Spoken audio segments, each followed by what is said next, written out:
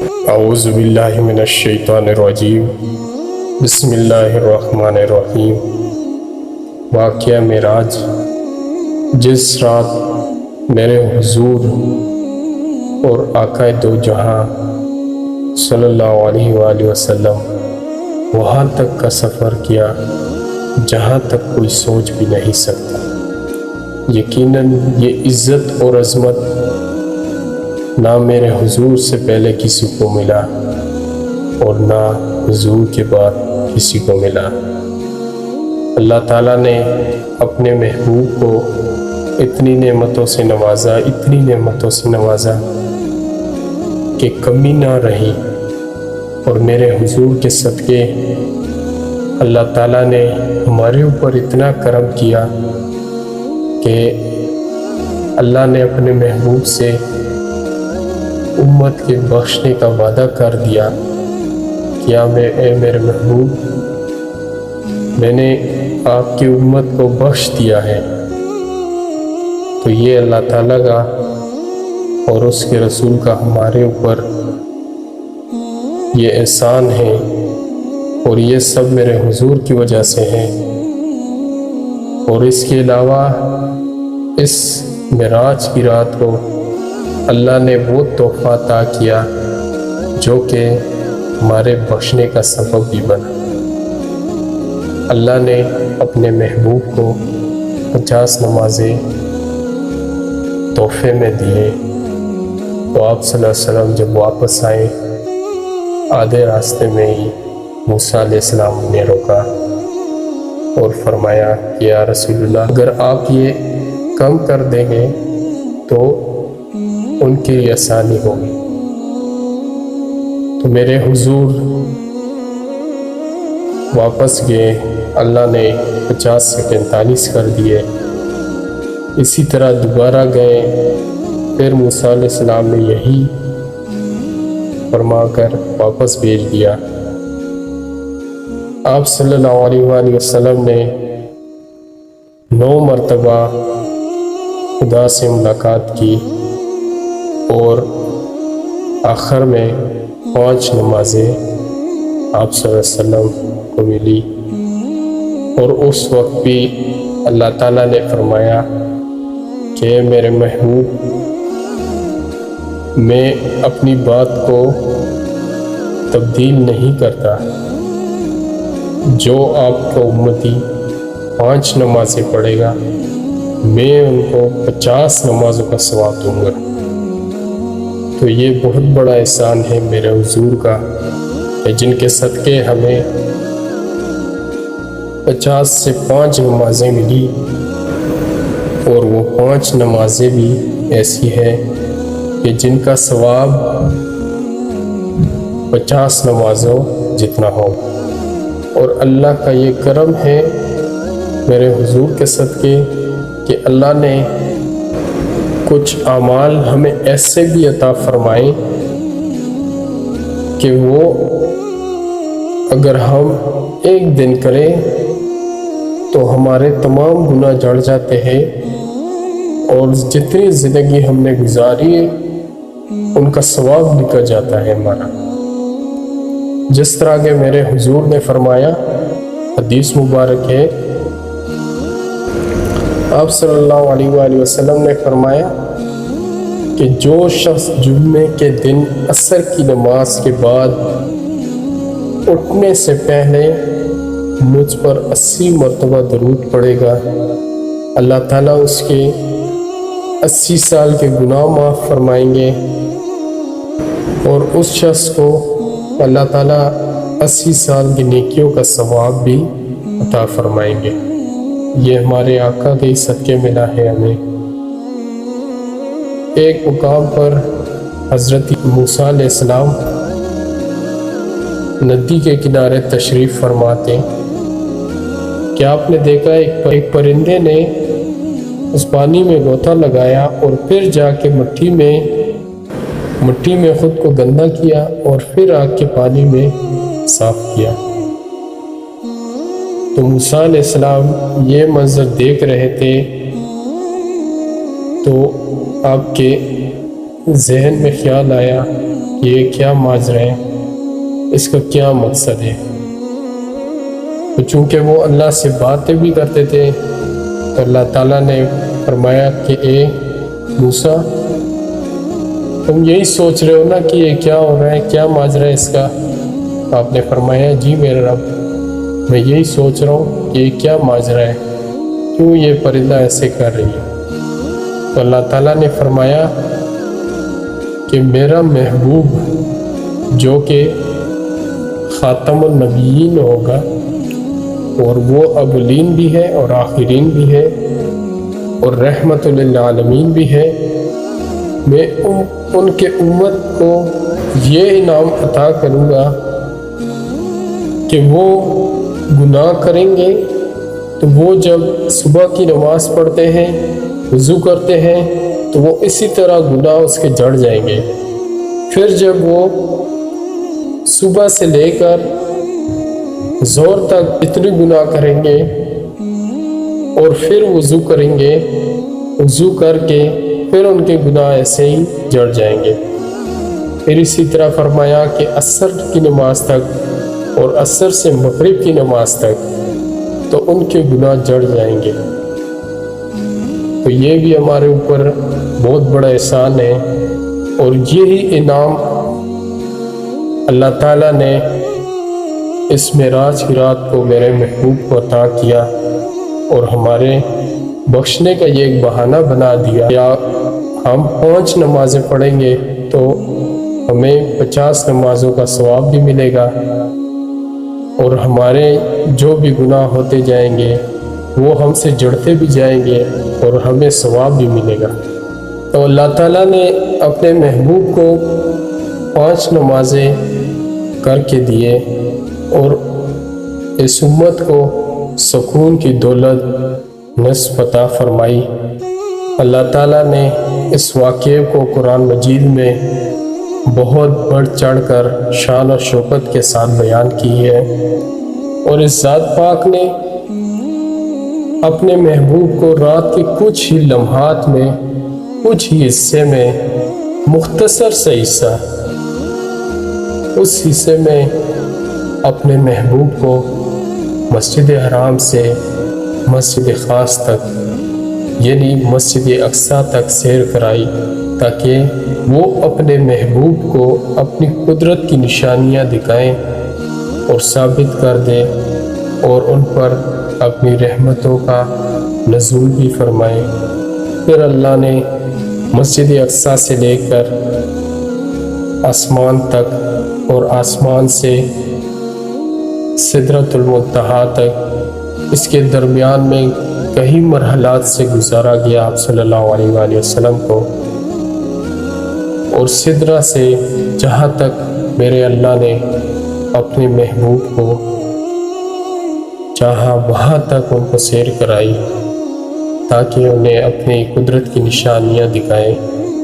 اللہ تعالیٰ نے اپنے محبوب کو وہ خاص جگہ بھی دکھائی جسے جنت الفردوس بھی کہتے ہیں، اور اس میں وہ باغات دکھائے، وہ محلات دکھائے، اور دوسری طرف جو کہ دوزخ دکھائی، جہاں پر دوزخ کی آگ اتنی تیز میں تھی کہ وہ جہنمیوں کی انتظار میں تھی کہ کب کوئی جہنمی آئے گا اور میں اسے جل کر راکھ کر دوں۔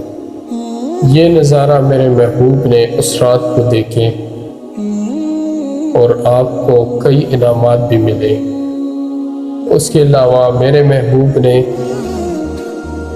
مسجد اقصیٰ میں نبیوں کی امامت بھی کرائی۔ امام الانبیاء کا لقب بھی ملا اسی کی وجہ سے کہ آپ صلی اللہ علیہ وآلہ وسلم نے نورانی انبیاء کرام، وہ خود بھی نور ہے اور انبیاء کرام بھی نورانی تھے، ان کی امامت کرائی۔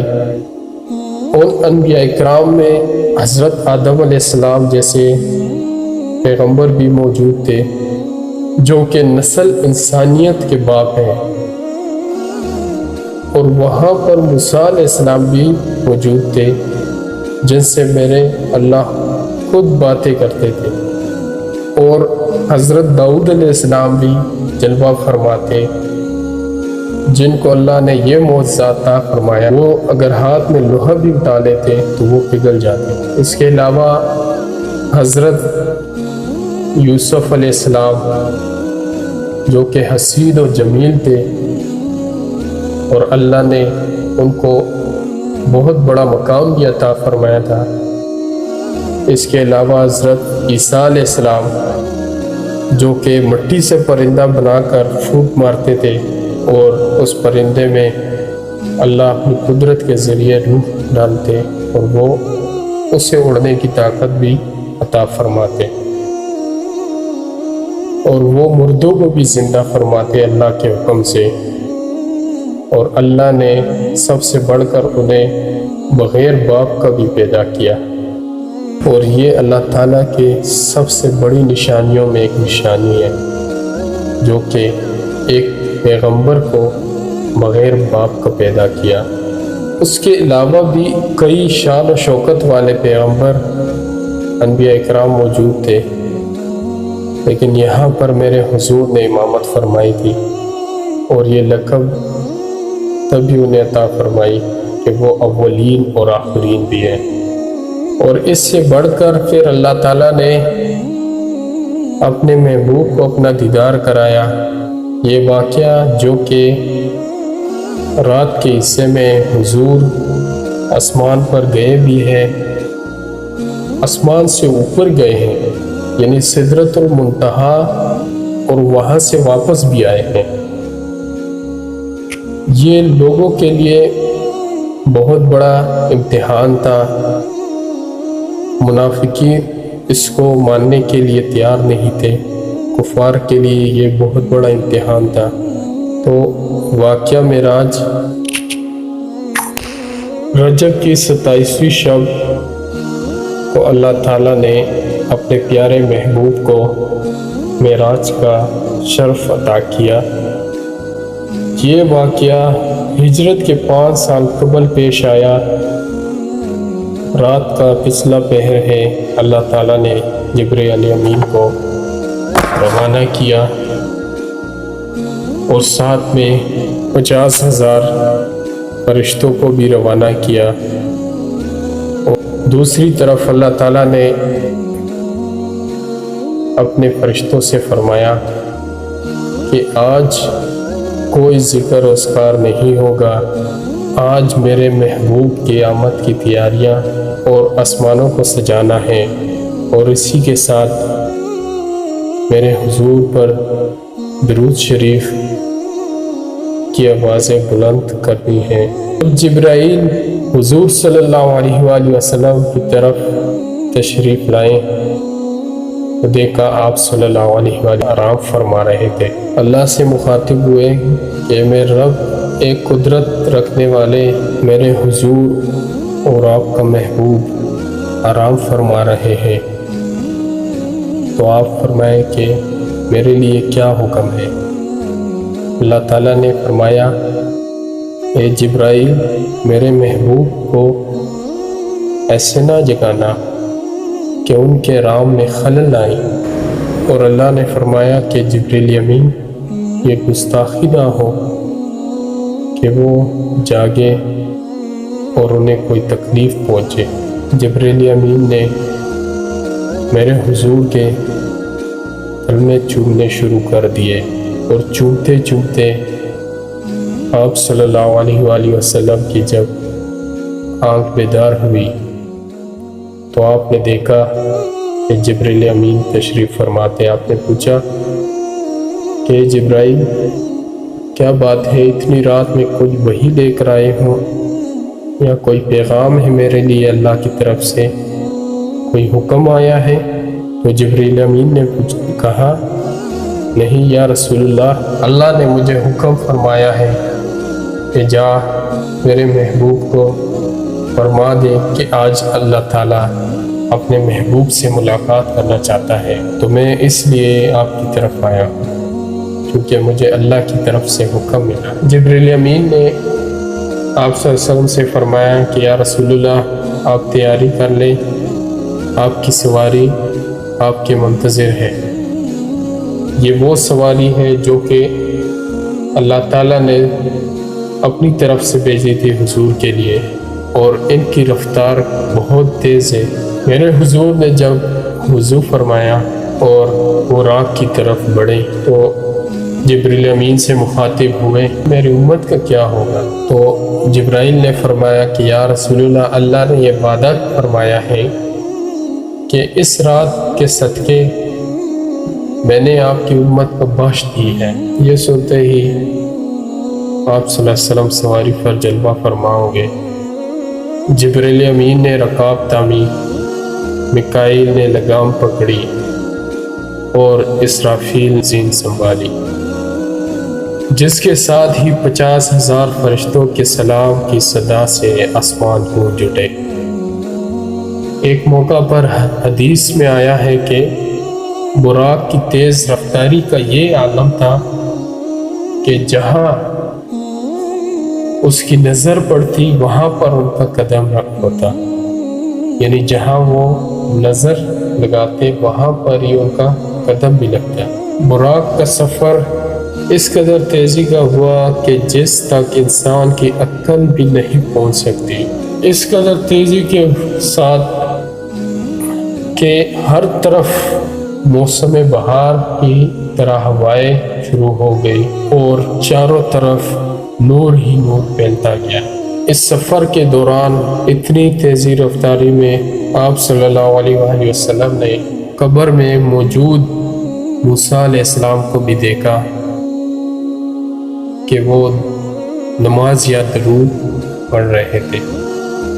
یہاں پر کچھ علماء اکرام نے لکھا ہے کہ وہ نماز پڑھ رہے تھے، کچھ نے لکھا ہے کہ وہ درود پڑھ رہے تھے۔ پھر میرے حضور جب وہاں سے گزرے اور آپ مسجد اقصیٰ پہنچے تو دیکھا موسیٰ علیہ السلام وہاں بھی موجود تھے۔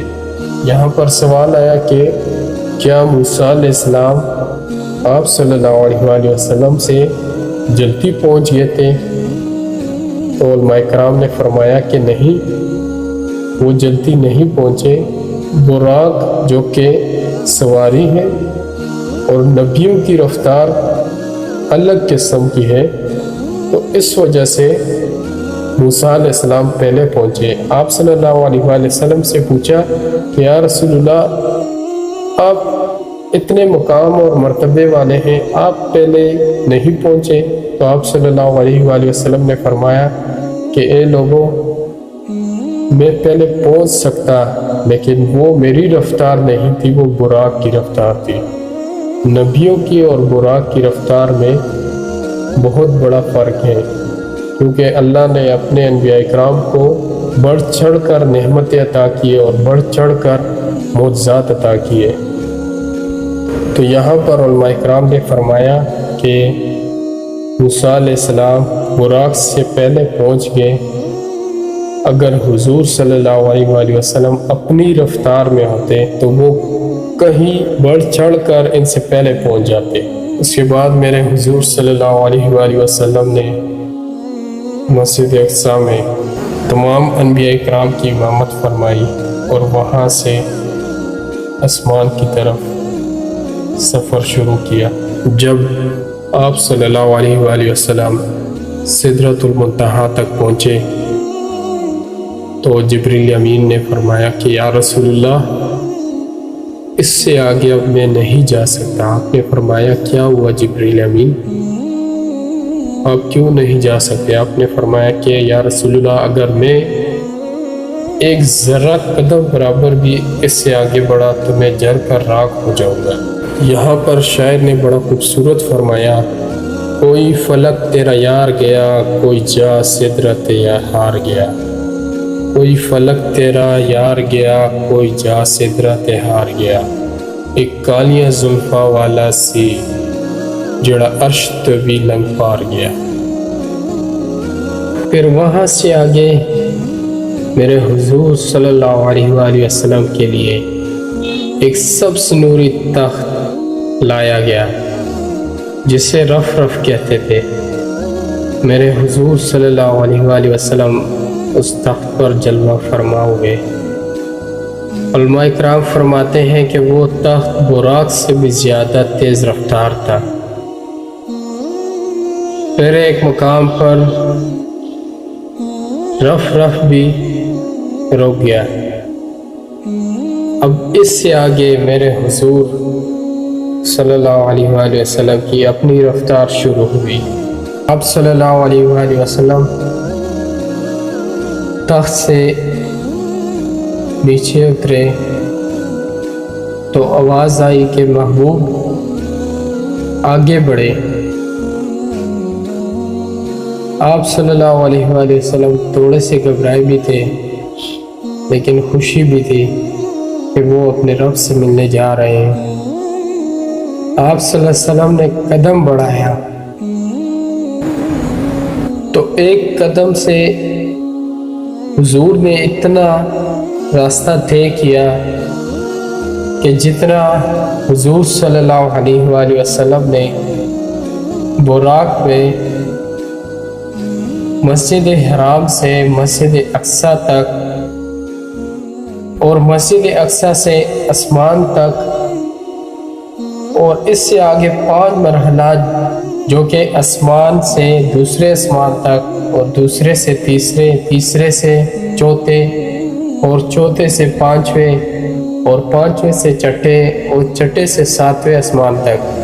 پھر اس کے بعد میرے حضور جبرائیل علیہ السلام کے پروں پر سدرۃ المنتہا تک جو سفر کیا تھا، اور اس کے بعد رف نے جو سفر کیا، میرے حضور نے ایک قدم سے اتنا سفر طے کیا۔ اللہ اکبر!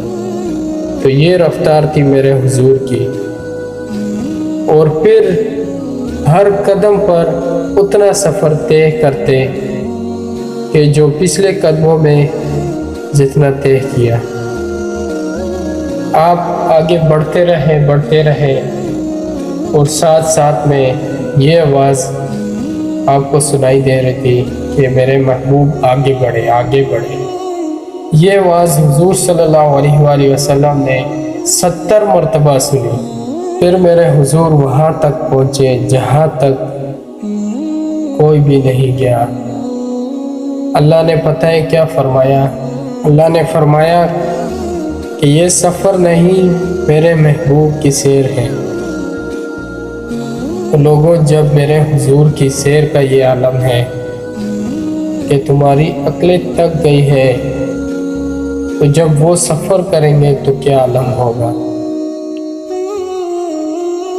پھر اللہ نے اپنے محبوب کو وہ جنت کے خوبصورت محلات دکھائے اور دوزخ دکھائی۔ پھر میرے حضور نے کہا، حضور صلی اللہ علیہ وآلہ وسلم نے فرمایا کہ میں نے ایسے لوگوں کو بھی دیکھا جن کے سر پتھروں سے کچلے جا رہے تھے، اور پتھروں کے کچلنے سے ان کے سر کیمے کی طرح ہو جاتے، پھر ٹھیک ہو جاتے اور پھر کچلے جاتے۔ میں نے پوچھا کہ یہ کون لوگ ہیں؟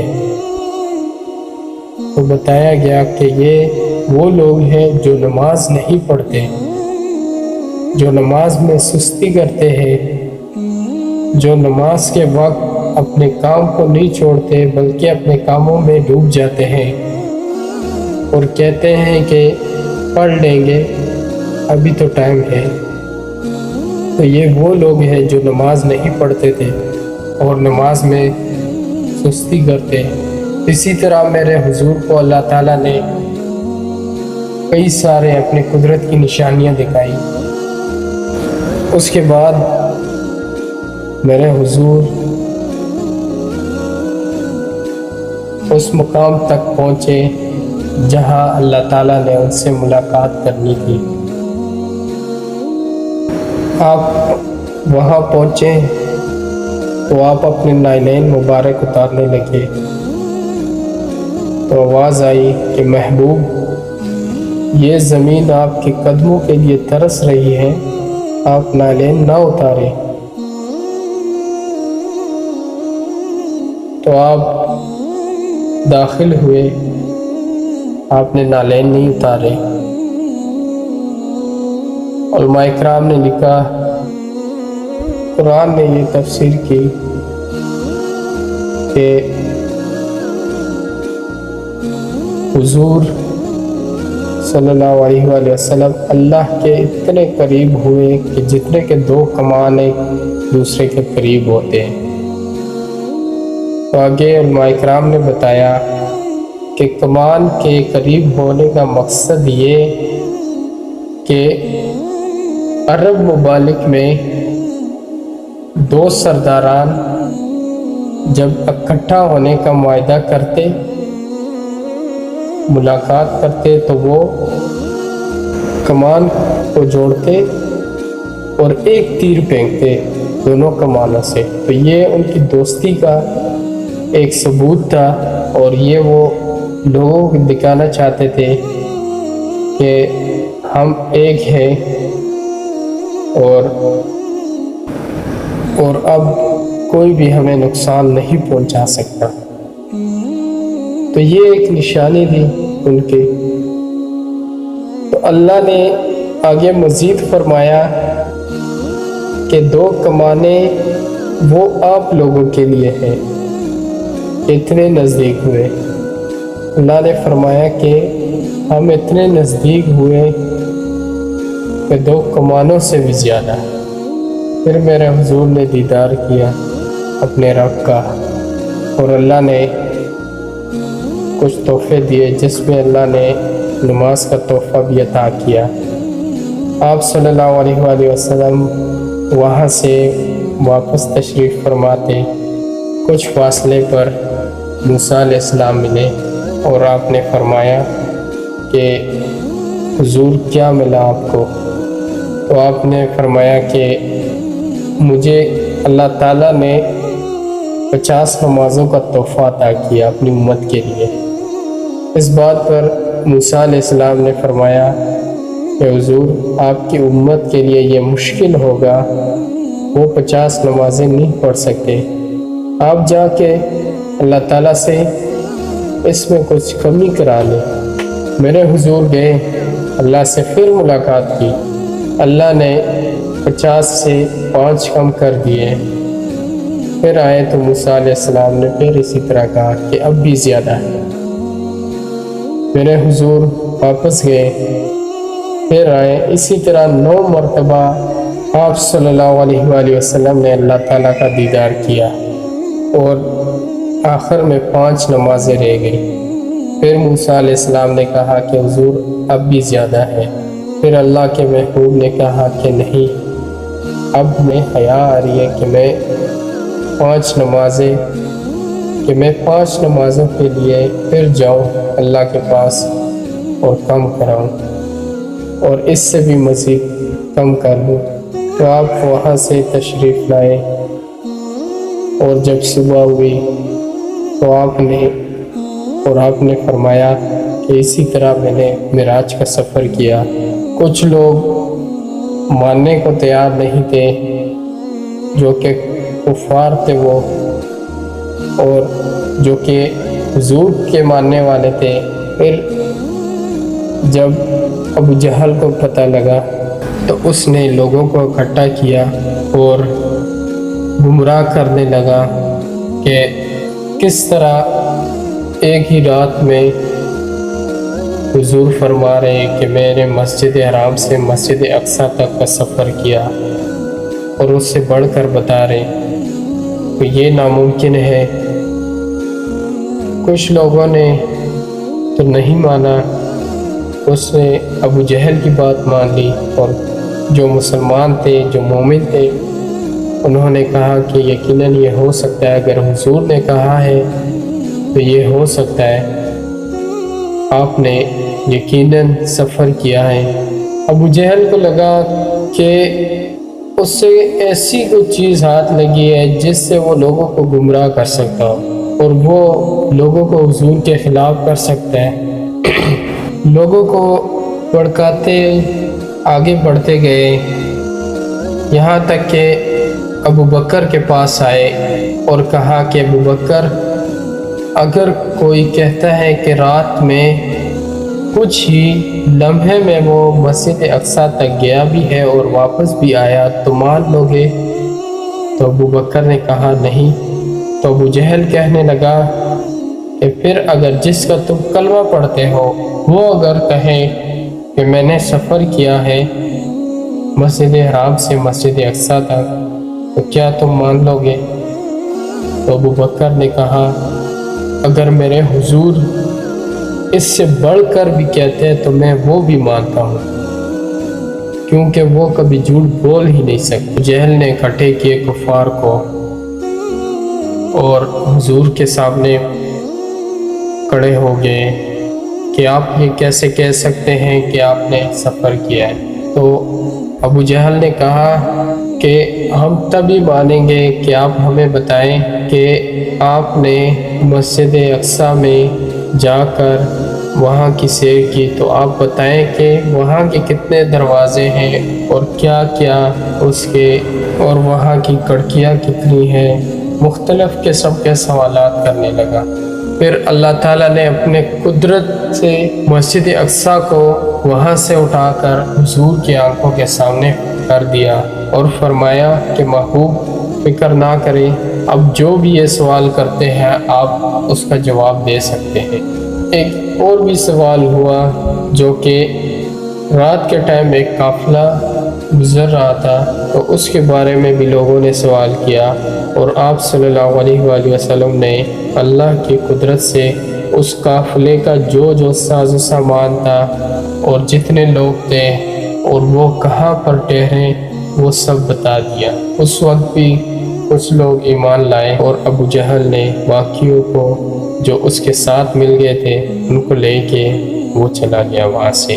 لوگوں اس میں ایسے بھی انبیاء اکرام وہاں موجود تھے جن کی امامت میرے حضور نے فرمائی، جس طرح کہ حضرت سلیمان علیہ السلام کے ایک واقعہ ہے جس میں سلیمان علیہ السلام نے ملکہ بلقیس کو اپنے دعوت پر مدعو کیا، لیکن وہ ملکہ اپنے تخت کے بغیر کسی جگہ پر نہیں بیٹھتی، تو سلیمان علیہ السلام نے اپنے مجلس میں سوال کیا کہ تم میں سے کوئی ہے جو میرے لیے ملکہ بلقیس کا تخت یہاں تک پہنچائے؟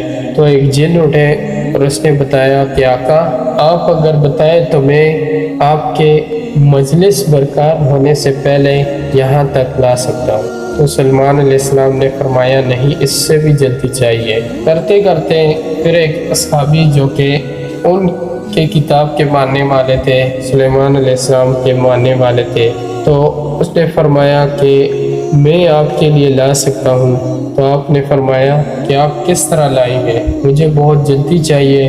تو اس شخص نے فرمایا کہ آپ کی آنکھ جھپکتے ہی تخت آپ کے سامنے ہوگا۔ تو دوستو، اگر سلیمان علیہ السلام جس نے میرے حضور کے پیچھے نماز پڑھی، جس کا امام میرے حضور تھے، ان کا یہ عالم ہے، اور پھر ان کے جو غلام ہیں ان کا یہ عالم ہے، تو پھر میرے حضور کا کیا عالم ہوگا، اور میرے حضور کے غلاموں کا کیا عالم ہوگا۔